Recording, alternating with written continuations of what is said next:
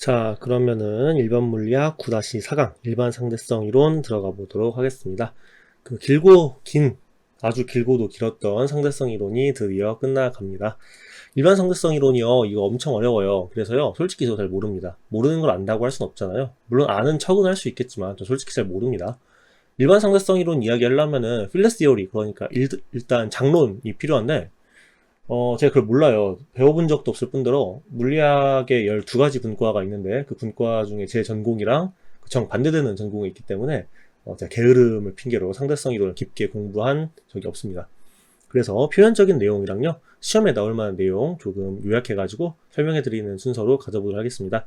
수식은 2개 나와요. 수식은 2개 나오는데, 강사님 그거 시험 나와요? 7급 시험 안 나옵니다. 소방공무원 시험 안 나오고요. 9급 시험 안 나오고 고율경체, 제한경쟁 안 나옵니다.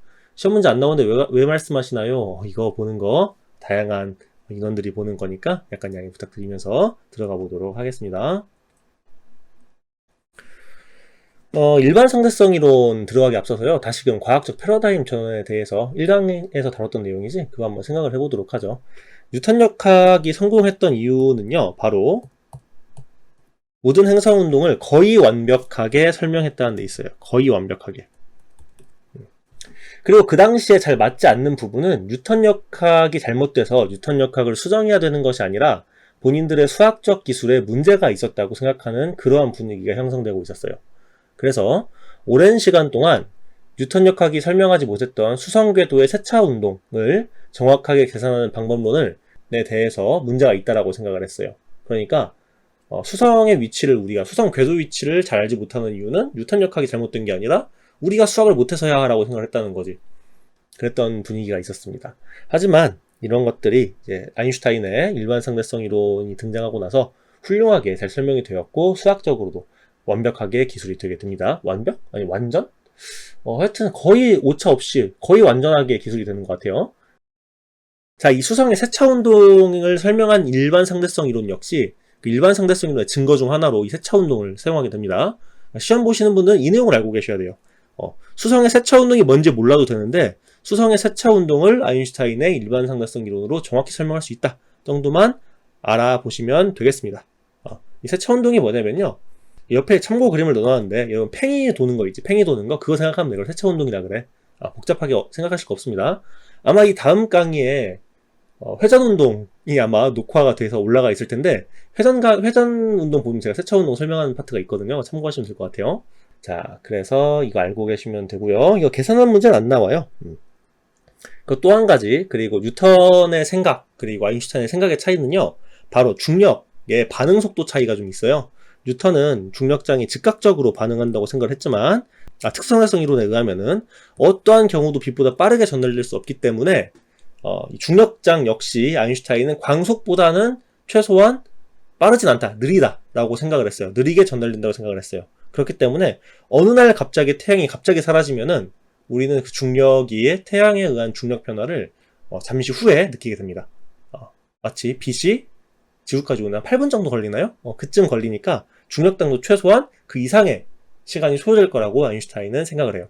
그러니까 마치 전기력, 자기력, 전자기력이 전기장과 자기장의 형태로 전달되는 것처럼 중력도 중력장을 통해서 관측될 수 있고 설명할 수 있다고 생각을 했어요. 그리고 이거는 약 100년 후에 실험적으로 증명이 됩니다. 이 내용은 제가 다음 뒷슬라이드에서 말씀드릴게요.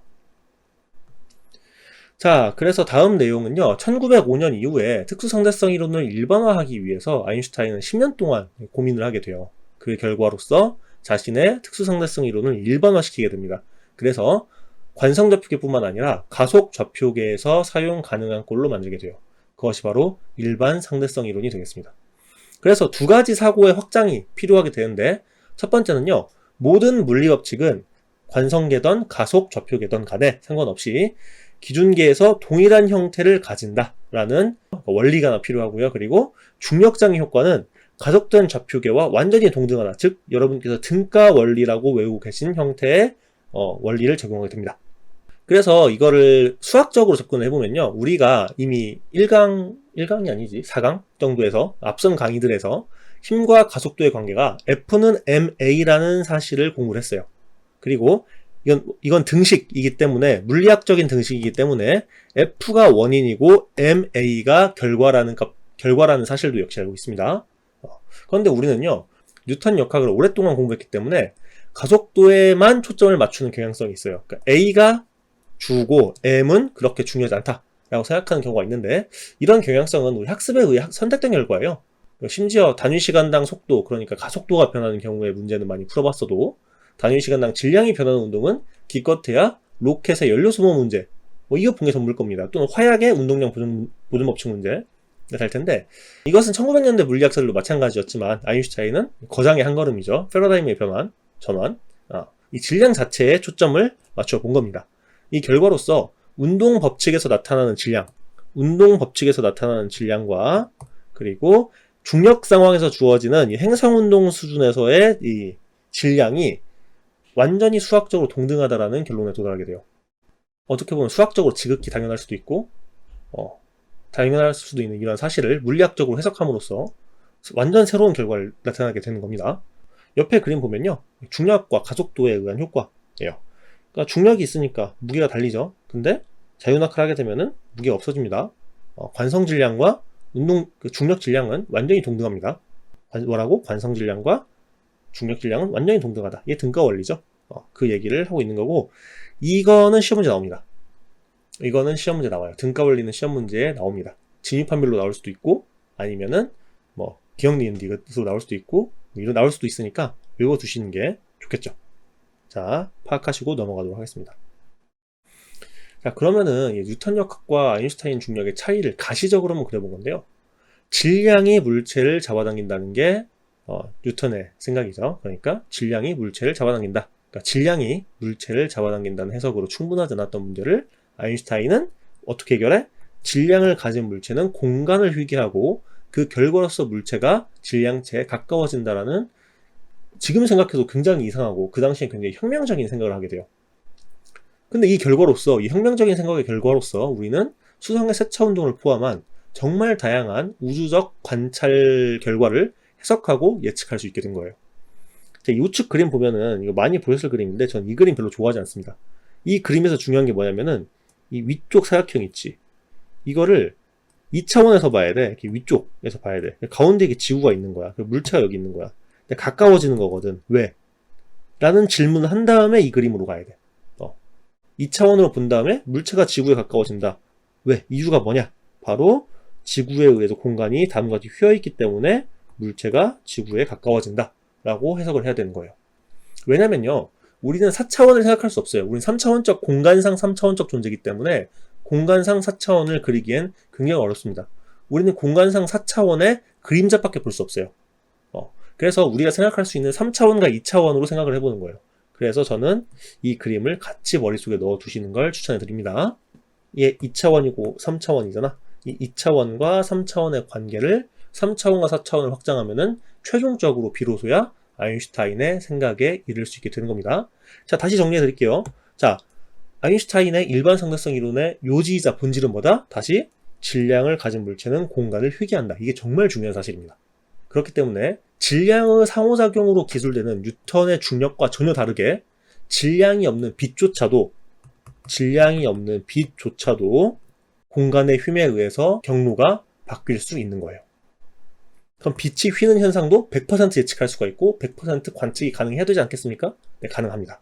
그리고 이 빛이 휜다는 사실은 이미 차고 넘칠 정도로 증거가 쌓여 있는데, 바로 일반 상대성 이론의 증거가 됨과 동시에 여러분 시험 문제 나와요.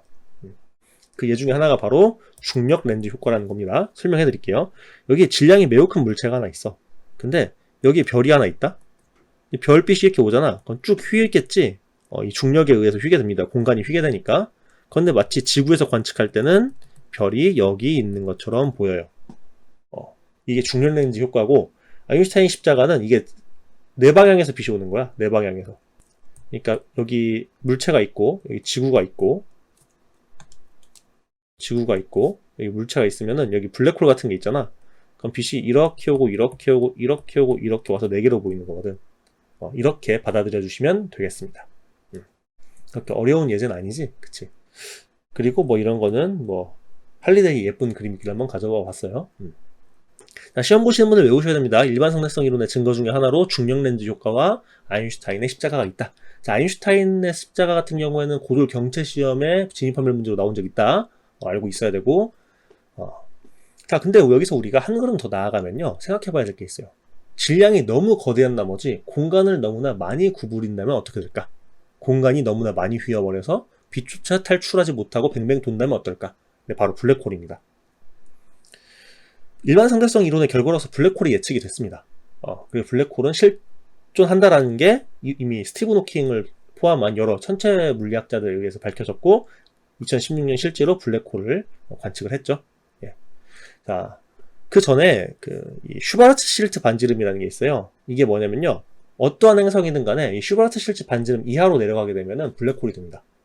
그건 다음과 같이 정의가 되는데, 슈바르츠 실츠 반지름이라는 게 언급이 될 수 있으니까 이게 일반 상대성 이론의 예측 범위 안에 있는 거다라고 이해를 하고 계시면 됩니다.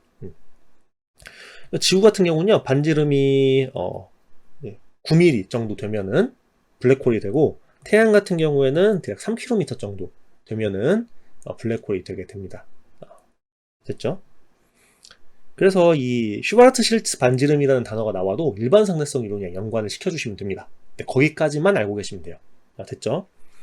그리고 이 왼쪽 그림은 제가 정말 좋아하는 그 인터스텔라에 나오는 블랙홀이죠.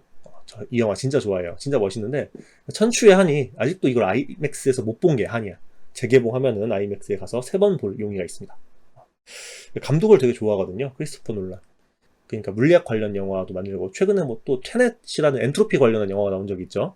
그건 약간 뇌절이라고 생각이 드는데, 그러니까 이거 맨 처음 2014년에 나왔는데, 그때 제가 크리스토퍼 놀란이 물리학 관련 영화를 만들고, 한스 짐머가 음악 감독을 하고, 마이클 케인이 나오고, 앤 해서웨이가 나오고, 매튜 맥커너이가 나온다고? 이건 못 참지. 당장 가서 봤습니다. 아이맥스는 못 봤어. 그런 영화 블랙홀 있고요. 그리고 오른쪽에 있는 거는 이벤트 호라이즌 망원경이 관측한 블랙홀인데, 태양 질량이 약 70억 배라고 관측이 됐습니다. 이거 근데 이런 질문 하시는 분들 있어요. A 강사님, 블랙홀은 빛도 들어간다고 방금 하셨는데 어떻게 된 거, 어떻게 보여요? 라고 물어볼 수 있는데, 블랙홀 주변에 많은 것들이 빨려 들어가면서 꽤 많은 비명을 지릅니다. 뭐 열복사라든지 전자기파 복사라든지 이런 것들이 보여요. 그런 것으로 이 블랙홀이 있다는 걸 찍은 사진이 되겠습니다. 꽤 유명한 사진이에요. 꽤 유명하지. 블랙홀, 그러니까 뭐 인터스텔라 강을 관련해가지고 뭐 해설 강의도 많이 뛰었었거든. 오프라인에서 뭐 무교, 고등학교랑 중학교도 방문했었고 뭐 꽤 많이 했었어요. 기회 되면은 영어 관련 얘기도 한번 해보죠. 저 영화 되게 많이 보고 되게 많이 좋아하거든요.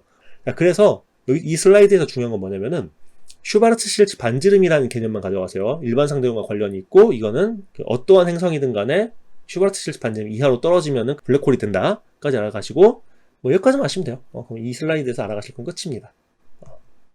자, 그리고 제가 전에 중력파라는 얘기를 했었죠. 전전전 슬라이드에서. 보시면은 이분들이 2017년에 노벨상을 받았어요. 라이너 와이스, 베리 베리씨, 그리고 킵손이라는 칼텍 명예교수님인데, 다들 명예교수님이시죠? 나이들이 좀 많으세요. 이분들이 중력파 관련해가지고 2017년에 노벨상을 수상을 했습니다.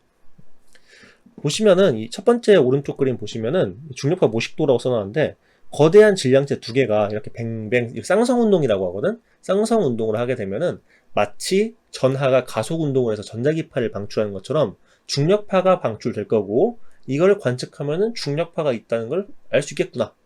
그러니까 상대성 이론의 예측 범위 안에 들어가겠구나 라고 생각을 하고 실험을 하기 시작했어요. 그 팀이 바로 라이고 팀이랑 라이사 팀입니다. 라이고 팀에 이 세 분이 소속이 되어 있는 걸로 알고 있고요. 이게 라이고 팀이고, 이건 라이사의 모식도입니다. 라이고 팀은 지구 위에 있고요. 지구 위에서 그 간섭계를 통해서 이 굉장히 미세한 중력파 변화를 관측을 해냈고, 그리고 라이사는 이제 이 실험실을 우주에서 세팅을 하겠다라고 해서 아마 유럽과 미국이 같이 진행하는 걸로 알고 있습니다. 정말 멋진 일이죠.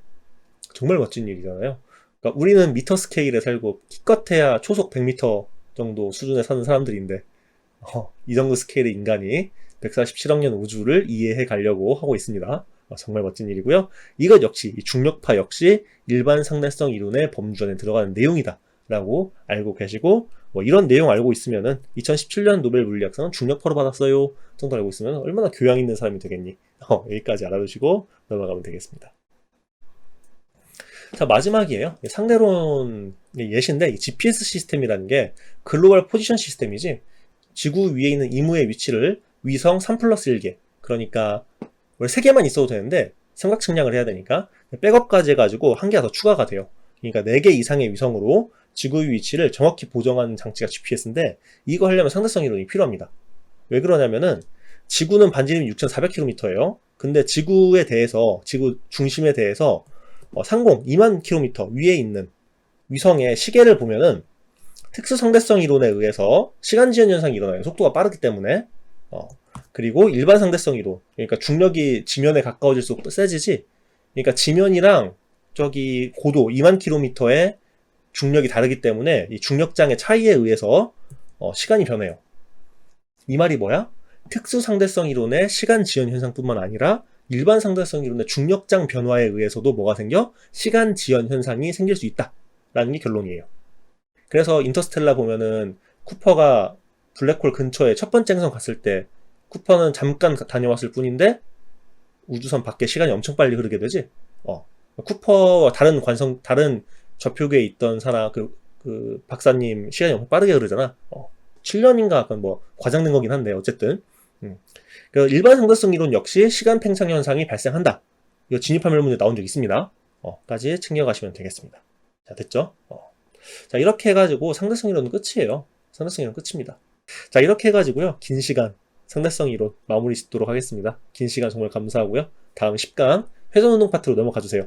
그럼 2022년에 저는 잠깐 쉬다 와서 23강 패러데이 법칙과 인덕턴스를 녹화하러 가도록 하겠습니다. 그때까지 10강부터 쭉 따라와 주시고요. 23강부터 뵙도록 하겠습니다. 다음에 더 좋은 강의로 찾아뵐게요. 이상 은퇴한 수능 강사 사료강사님이었습니다. 감사합니다.